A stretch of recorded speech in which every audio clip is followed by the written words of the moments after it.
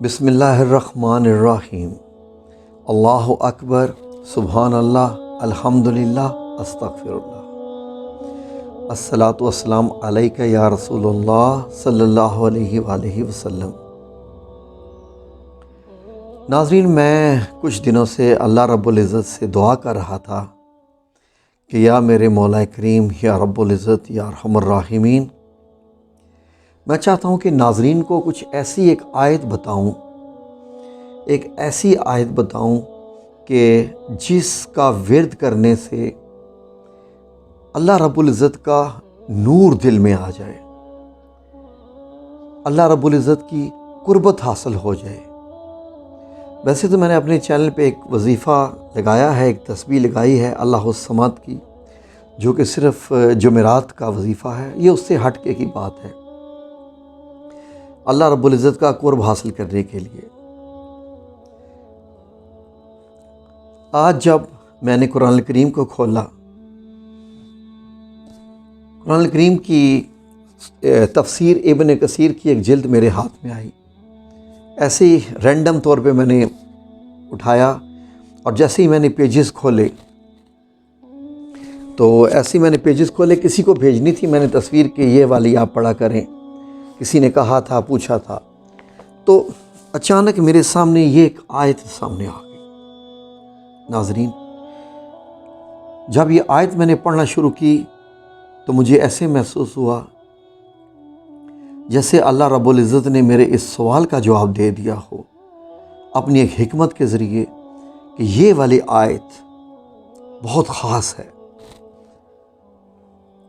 اس کے پڑھنے سے دلوں میں نور آئے گا، صحیح راستہ نظر آئے گا، بھٹکا ہوا انسان بھی سمجھ جائے گا، اور اس کے بعد جب اللہ رب العزت کا نور آ جائے گا دلوں میں، روح میں، ہمارے اندر، تو اس کے بعد روشنی ہی روشنی ہے۔ پھر انسان کو سب کچھ ٹھیک نظر آئے گا، اور ہو سکتا ہے کہ وہ دعائیں جو ہم کرتے رہتے ہیں قبول اکثر اوقات نہ ہونا، تو میں مانتے ہی نہیں ہوں کہ اللہ رب العزت دعا نہ سنے۔ اس کی حکمت ہوتی ہے کہ ڈیلے کر دیتا ہے، وہ بھی ہماری بہتری کے لیے۔ لیکن یہ آیت پڑھنے کے بعد مجھے امید ہے کہ اللہ رب العزت جلد از جلد آپ لوگوں کی دعاؤں کو قبول کرنا شروع کر دے گا۔ نہ جانے کیوں یہ میرا دل آج پکار اٹھا، تو میں نے سوچا آپ لوگوں کے ساتھ اس آیت کو شیئر کیا جائے۔ ناظرین، سورہ احزاب کی آیت نمبر 43 اور 44، اس کا میں آپ کے لیے ترجمہ پیش کرتا ہوں، ذرا غور سے سنیے۔ جب میں نے اس آیت کو پڑھا تو میں حیران ہو گیا کہ یا رب العزت، تیرا کرم، تیرا بڑا کرم ہے کہ تو نے مجھے اتنی پیاری آیت دکھا دی کہ یہ والی آیت پڑھو، یہ والی آیت آگے بتاؤ۔ سنیے، اس کا ترجمہ سنیے۔ وہ ایسا رحیم ہے کہ وہ خود بھی اور اس کے فرشتے بھی تم پر رحمت بھیجتے رہتے ہیں، تاکہ حق تعالیٰ تم کو تاریکیوں سے نور کی طرف لے آئے، اور اللہ تعالیٰ مومنین پر بڑا مہربان ہے۔ وہ جس روز اللہ سے ملیں گے تو ان کو جو سلام ہوگا وہ یہ ہوگا، السلام علیکم، اور اللہ تعالیٰ ان کے لیے عمدہ صلہ یعنی جنت تیار کر رکھا ہے ان لوگوں کے لیے۔ سبحان اللہ۔ یہ آیت شروع ہوتی ہے ناظرین، اعوذ باللہ من الشیطان الرجیم، بسم اللہ الرحمن الرحیم۔ هو الذی یصلی علیکم وملائکتہ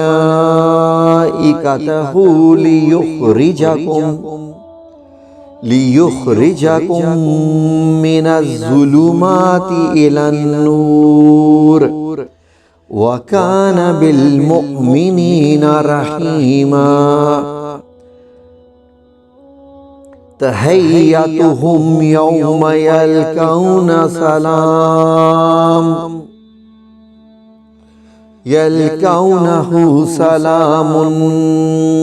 وأعد لهم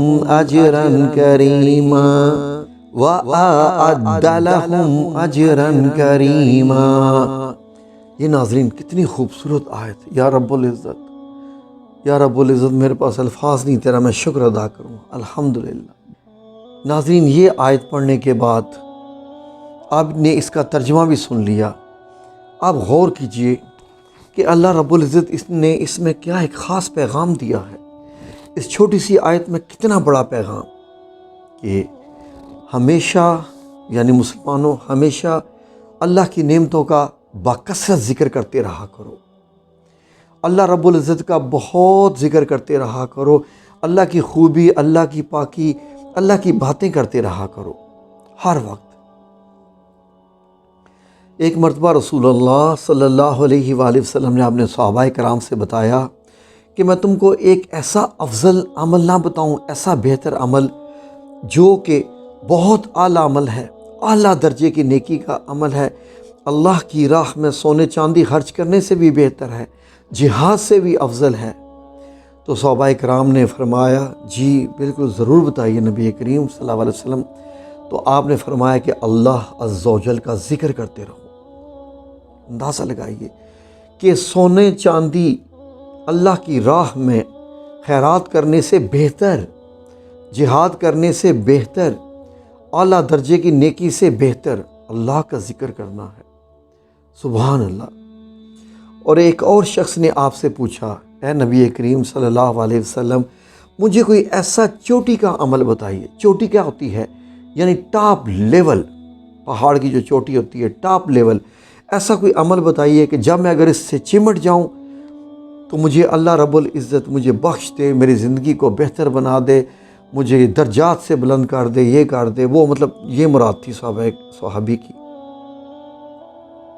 آپ صلی اللہ علیہ وآلہ وسلم نے کیا فرمایا کہ اپنی زبانوں کو ذکر اللہ سے تر رکھو۔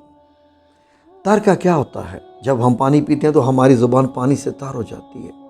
جب ہم اللہ رب العزت کا ذکر کرتے رہیں تو ہماری زبانیں ذکر اللہ سے تر ہو جائیں۔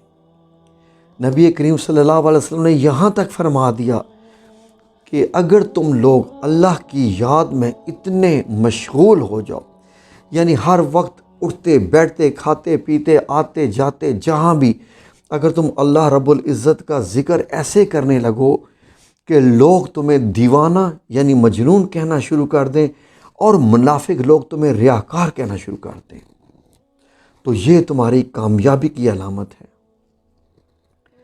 اور یہاں تک فرما دیا گیا کہ جو لوگ اللہ کا ذکر کرتے رہتے ہیں، اللہ رب العزت ان کا ذکر کرتا رہتا ہے، اور اللہ رب العزت اپنے فرشتوں کو بھی اعلان کر دیتا ہے کہ یہ میرے بندے میرا ذکر کرتے رہتے ہیں، میں بھی ان کا ذکر کرتا رہتا ہوں، میں نے ان کو بخش دیا۔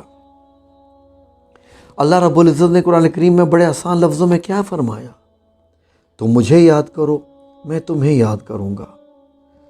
سبحان اللہ۔ دیکھیں کتنی آسان بات۔ جتنا ہم اللہ رب العزت کو یاد کریں گے، ذکر کیا ہے؟ اٹھتے بیٹھتے یہ کہہ دینا کہ اللہ نے یہ فرمایا، اللہ رب العزت نے یہ فرمایا ہے، اللہ کا یہ پیغام ہے، اللہ نے بتایا کہ اس طریقے سے آتے جاتے کہیں بھی کسی جگہ پر بھی جہاں دو بندے بیٹھے ہوں وہاں ذکر اللہ سے اپنی بات چیت شروع کیجئے۔ ایسا نہیں ہے کہ اپنی بات مت کریں، لیکن ذکر اللہ سے شروع کیجئے نا۔ بسم اللہ پڑھ لیجئے، رسول اللہ صلی اللہ علیہ وآلہ وسلم پر درود و شریف بھیج لیجئے، اس کے بعد بات چیت شروع کیجئے اپنی۔ ذکر اللہ ہو گیا آپ کا۔ غیبت نہ کریں، کسی کی برائی نہ کریں، اپنے کاروبار کو بڑھانے کی بات کریں ایک دوسرے کے ساتھ، لیکن اللہ کے ذکر کے ساتھ۔ ناظرین ایک بات یہ ذہن میں رکھ لیجیے گا کہ جو بندہ اللہ کے ذکر میں لگ جاتا ہے، اللہ کے کاموں میں لگ جاتا ہے، تو اللہ اس بندے کے کاموں میں لگ جاتا ہے۔ میری اپنی زندگی کا آزمایا ہوا ہے، بڑا سخت طریقے سے آزمایا ہوا ہے، ایسا کہ میرے لیے پتھر پہ لگی ہوئی بہت گہری لکیر ہے، جو ان منٹ قسم کی لکیر ہے، جو نہ مٹنے والی ہے۔ جب بھی آپ اللہ کا کام کرتے ہیں، اللہ آپ کے کام میں لگ جاتا ہے۔ یقین کر لیجئے، نہیں یقین اپنے اوپر آزما لیجئے، میرا دعویٰ ہے یہ اللہ کے بھروسے پہ۔ آپ اللہ کے کام پہ لگ جائیے، دیکھیے اللہ آپ کے کاموں میں کیسے لگ جاتا ہے، خواہ وہ کوئی بھی کام ہے آپ کا، خواہ وہ معاشی مسئلہ ہے، معاشرتی مسئلہ ہے، کسی قسم کا بھی مسئلہ ہے، کر کے دیکھیے انشاءاللہ۔ اللہ رب العزت نے کیا فرما دیا اتنا آسانی سے، سورہ بقرہ کی آیت نمبر 186 میں کیا فرما دیا، ترجمہ پیش ہے: اور جب آپ سے میرے بندے میرے متعلق دریافت کریں کہ آپ میری طرف سے فرما دیجئے کہ میں قریب ہی ہوں، جو وہ دعا کرتے ہیں میں منظور کر لیتا ہوں۔ عرضی درخواست کرنے والے کی جب وہ میرے حضور میں درخواست دے سو ان کو چاہیے کہ میرے احکام کو قبول کریں، مجھ پر یقین رکھے، امید ہے کہ وہ لوگ رشد و فلاح حاصل کر سکیں گے۔ اللہ کے کام اور کیا ہو سکتے ہیں؟ کسی مسکین کو، کسی بھوکے کو، کسی غریب کو کبھی کھانا کھلائیں۔ دیکھیں اللہ رب العزت آپ کے اوپر اپنی عرشوں کی کیسے بارش کرتا، رحمتوں کی، برکتوں کی، انشاءاللہ۔